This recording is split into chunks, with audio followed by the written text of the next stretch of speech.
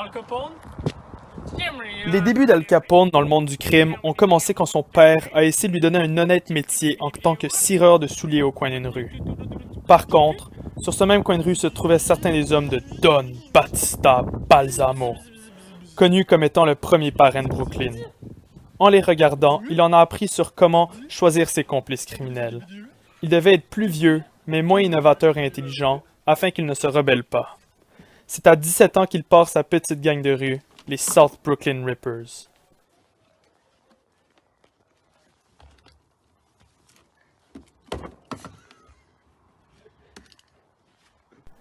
Lors de la Prohibition, Al Capone et sa gang en profitent pour importer clandestinement de l'alcool du Canada jusqu'à Chicago. C'est le début du bootlegging et ce qui sera plus tard un des plus impressionnants réseaux de contrebande de tous les États-Unis.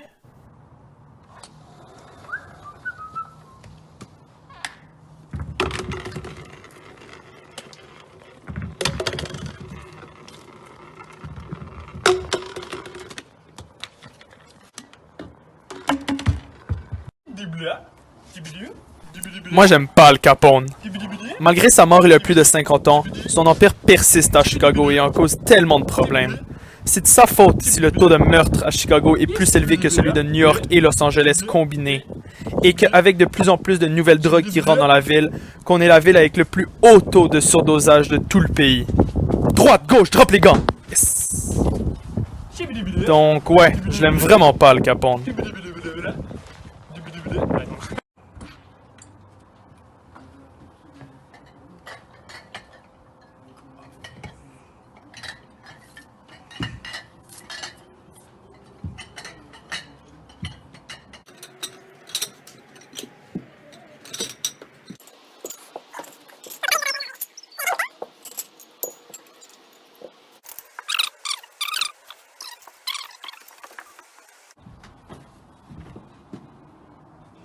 Je crois que je l'ai pas attrapé, mais...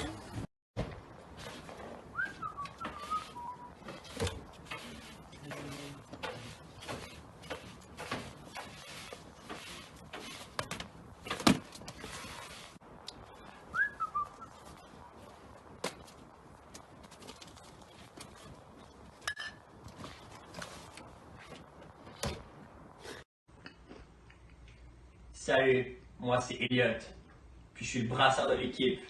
Et aujourd'hui, je vais vous montrer comment on a fait notre bière. Faut savoir que j'ai de l'expérience. J'ai été l'apprenti du fameux brasseur connu sous le nom de LPP. Je vais vous dire un petit conseil d'amis. Quand vous faites de la bière, il faut toujours boire une bière. Santé.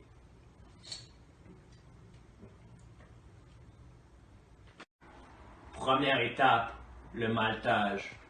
On va prendre une céréale qu'on appelle communément l'orge, puis on va la transformer en malt. Pour ça, il faut la faire tremper, et après elle va germer, pour faire libérer les enzymes qui sont présentes dedans. Tabarnak. Ok, quelqu'un mélange. Ah, ça sentait ça quand on en faisait chez moi. Action! Deuxième étape, on va prendre le malt, on va le broyer, puis on va le chauffer. Pour ça, il nous faut ça. Pendant 15 minutes, on va chauffer la solution avec de l'eau à 50 degrés Celsius pour activer les enzymes protéinases. Deuxième partie.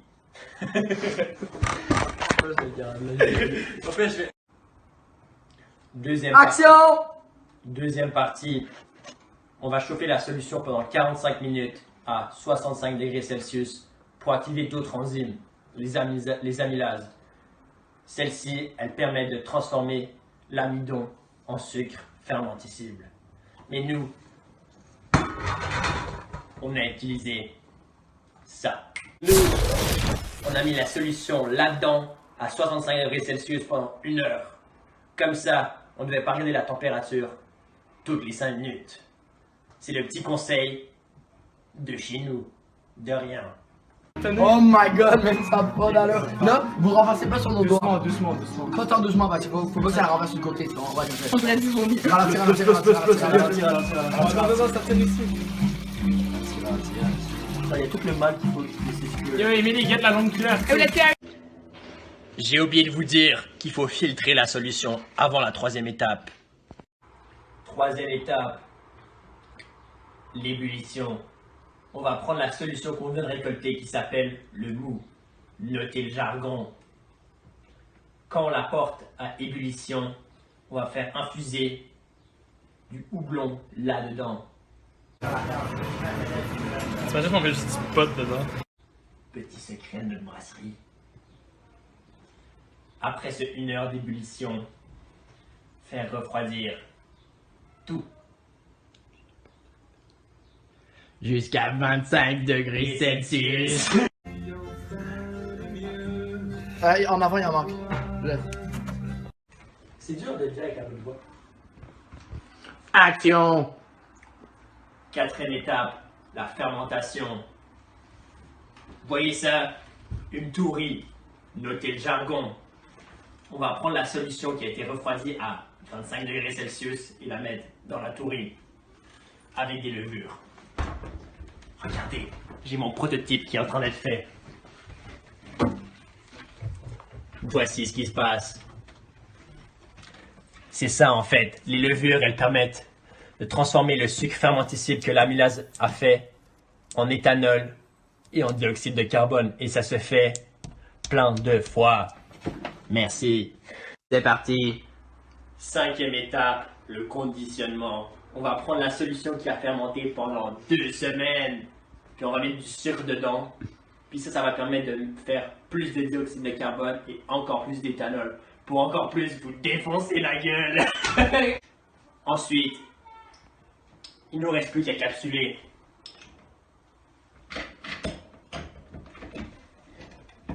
Il faut mettre beaucoup de force. On laisse reposer la bière 2 semaines dans le noir. Puis elle est prête. Shout-out à LPP pour la machine capsuleuse. On t'aime. Je les ai toutes capsulées. Maintenant, je l'envoie à mon assistant.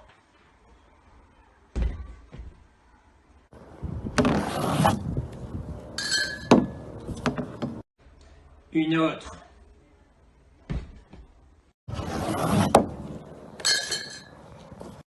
Jamais 203.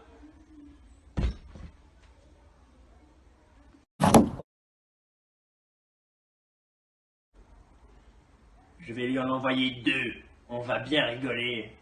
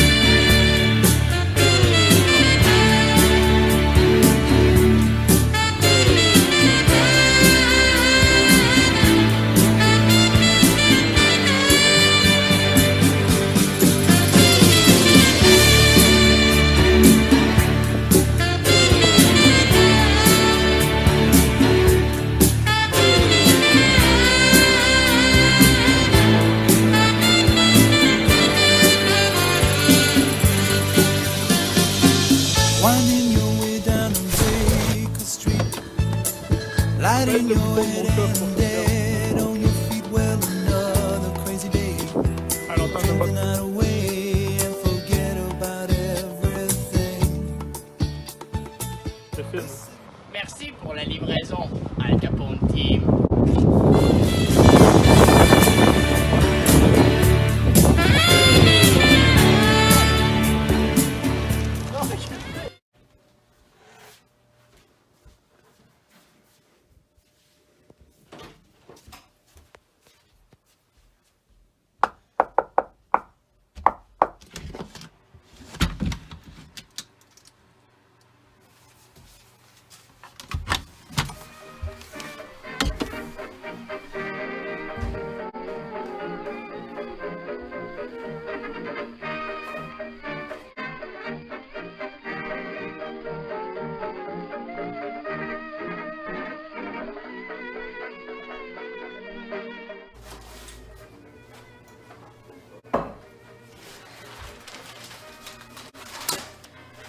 En 1919, les bourgeois américains s'assurent de faire des réserves de whisky, de gin, de bière, pour ne pas en manquer pendant la Prohibition. Mais évidemment, un jour, les réserves se vident, comme on dit. Il va donc en avoir, comme Al Capone, qui vont se tourner vers la distillation, l'importation et la vente illégale d'alcool, qu'on appelle aussi bootlegging. Je ne sais pas trop pourquoi, quelque chose avec cacher sa bière dans sa botte à des fins de contrebande. Il y a donc des bars, des saloons clandestins qui vont se créer et on va appeler ça des speakeasies. Al Capone va faire une fortune avec ces bars illégaux parce qu'il va être capable de vendre de l'alcool très cher parce que la demande en alcool demeure même si le prix est haut. Puis il va s'assurer d'éliminer la concurrence par le crime organisé et la corruption. Et Al Capone va ainsi devenir le principal fournisseur d'alcool de Chicago pendant la Prohibition. Ah, vous voulez un biscuit? Bon.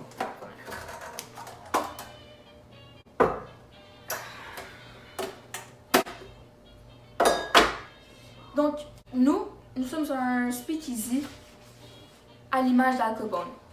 On distille notre propre bière dans une maison de Ville-Mont-Royal, tout près de Chicago. Puis, en fait, comme vous pouvez voir sur le menu, notre nom c'est Ale for All and All for All. Donc ça, on peut traduire ça par de la bière pour tout le monde et tout le monde pour Al Capone.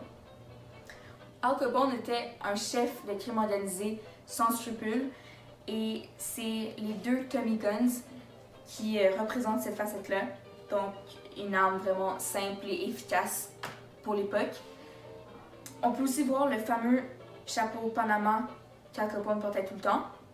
Puis, son réseau complexe de contacts et de corruption est représenté par les tiges de rose qui sont entremêlées à travers les fusils et les lettres.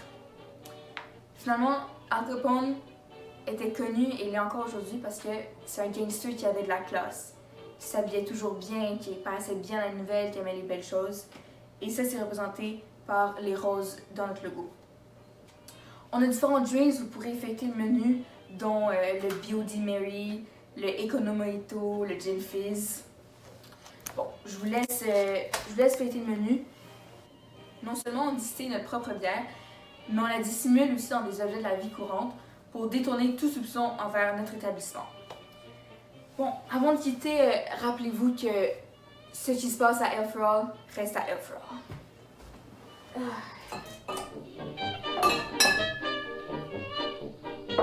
N'oubliez pas de fermer la lumière.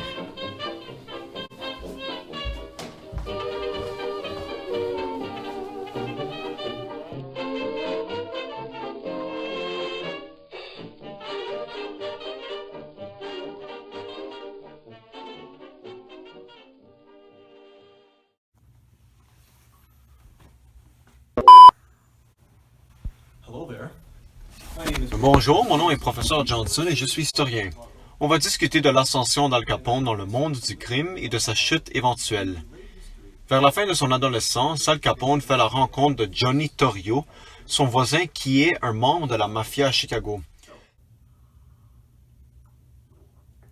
Torrio lui propose un travail et Al Capone commence à travailler comme un bouncer et un barman à Chicago.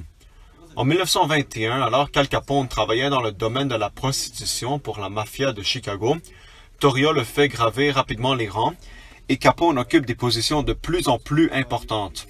Al Capone se forge un nom dans les cercles mafieux et attire vite l'attention des forces policières de Chicago. Il reste très difficile de le condamner puisqu'Al Capone ne commet jamais directement les crimes et travaille par l'entremise de ses hommes. Il se cache sous des alibis, souvent fabriqués par ses équipes d'avocats pour éviter toute condamnation possible. Capone soudoie aussi les forces de l'ordre avec la corruption ou en menaçant les policiers avec la violence au cas où ils seraient persécutés. En 1925, Torrio est victime d'une tentative d'assassinat et décide de partir pour New York, se sentant en danger à Chicago. Al Capone prend ainsi le contrôle total sur l'organisation avec plus de 1000 hommes à ses commandes. En 1931, un employé de la IRA réussit à trouver qu'Al Capone recevait d'énormes quantités de revenus sans toutefois les déclarer. Al Capone est condamné pour fraude fiscale et doit passer 11 ans en prison. Initialement, il est enfermé à une prison en Atlanta où il réussit à obtenir de traitements spéciaux en corrompant les gardes.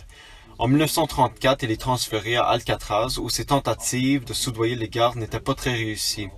Al Capone contracte la syphilis en 1938, très probablement à cause d'une de ses amies prostituées, puis se fait relâcher en 1939 étant donné que sa condition semblait empirer en prison. Il est relâché de l'hôpital en 1940 mais ne possède plus les mêmes aptitudes intellectuelles et doit être constamment surveillé puisqu'il se comportait bizarrement en public.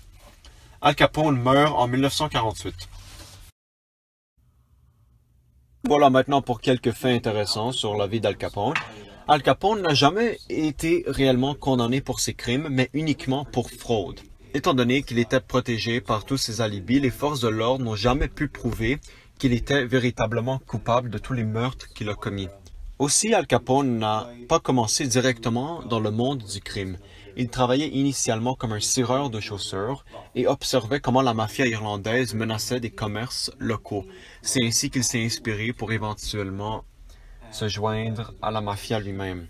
Aussi, Al Capone possède le surnom Scarface en raison d'une cicatrice qu'il a sur la longueur de son visage, obtenue lors d'une confrontation avec le père d'une jeune femme qu'il courtisait.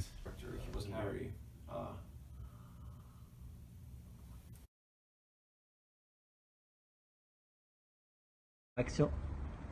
Ah, quelle belle fin de journée. Et qui dit belle fin de journée dit aussi belle fin de vidéo. Et c'est pour ça que moi, Chris, vais vous faire une petite capsule pour vous dire qu'est-ce que goûte notre bière qu'on a fait pendant toute cette session. À la vôtre. Donc, dans notre bière, nous avons opté pour une Pale Ale. Nous avons décidé d'assaisonner notre bière avec deux types de houblons. Un premier houblon pour l'amertume ainsi qu'un houblon pour les arômes. Donc le premier houblon d'amertume, c'est le Saz Tchèque et le deuxième houblon d'assaisonnement, c'était le Cascade. Et on s'attendait à ce que ça ait le goût d'une Pale Ale. Mais la bière, elle, est un peu sûre. On a demandé à LPP parce qu'on était un petit peu concernés de savoir, mais pourquoi notre bière elle est sûre, est-ce que c'est normal? LPP nous a rassuré, c'est normal, c'est que des fois il y a des petits micro-organismes qui prolifèrent dans notre alcool et c'est ça qui donne le goût sûr. Mais heureusement, Elliot, lui, il adore les bières sûres. Et je dois dire que j'apprécie aussi pas mal les bières sûres. Donc, au final, un produit excellent. Allez, cheers! Chug, chug, chug, chug, chug, chug, chug, chug, chug, chug, chug, chug, chug, chug.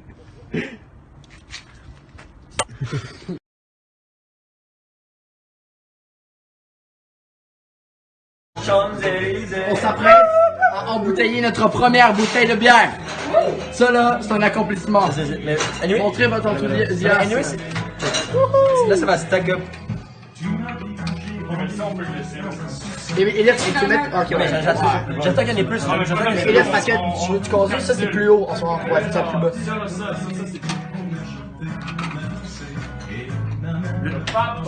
Il est bloqué. Là, ça stack up. Je dois dire que la vidéo va peut-être être très Là, ça longue. stack up. Fais-en plus, fais-en plus.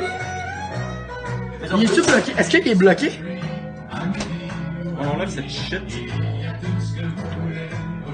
Shit, c'était pour les ridicules. Elias, t'es plus haut. Tu peux t'en brancher. Mais il faut que j'appuie pour que ça tourne. Oui, mais ben, il faut le plus. Attends, ben là, attends. Appuie, vas-y. Oh! Des fois, il y a plus qui stack. Rempli. Il y a plus qui stack dans le tuyau, tu vois. Alors, Faut attendre que matière pompe encore, pompe. Oui, là, il est rempli. ça bloque. Ça bloque. Ça bloque. Faut que tu le laisses rentrer un peu. Voilà, le pompe. C'est juste la mousse, qu'est-ce qui se passe? Non, c'est pas juste la mousse. Yo, qu'est-ce Je mets où? Ah, stop. C'est où faut arrêter? Ouais, ça c'est bon. Ici, attends. Ouais, vas-y. Ah non! Non, c'est chill. C'est là. C'est chill comme ça. Non, Arrête-le. c'est ça une beer. C'est jusqu'ici. Et là, on veut pas que ça éclate. On veut pas que ça parte. Fait que non, c'est chill. Mais là, comme ça. Fais ça un peu plus. Pompe en prendre du poids. Non, c'est toi qui pèse. Oh. C'est bon, parfait, génial. Ici. Ok, deuxième étape. Passe-moi une autre bière. Non, attends. On va. Tu le passes à Alex et t'en fais un autre. Yo, Emily, je suis un horrible filmeur. C'est sûr que c'est absolument laid cette vidéo. Ok. Oh, ok, on va cap a beer. Mais le plus bas, ça va aller plus vite. Ouais. Tu veux que je pense ou non? Certain. Hey! Yes sir! Là, chug là. C'est quoi les gars? Attends, mais faut les mettre à l'endroit ça. Attends, non. Est-ce qu'on peut voir cette magnifique beer? Ton doigt va être devant la caméra. Non. Mais faut la mettre à l'endroit sombre. Ça, c'est chaud. C'est encore à l'endroit. Ah, mais ça, c'est smart. Artificiel.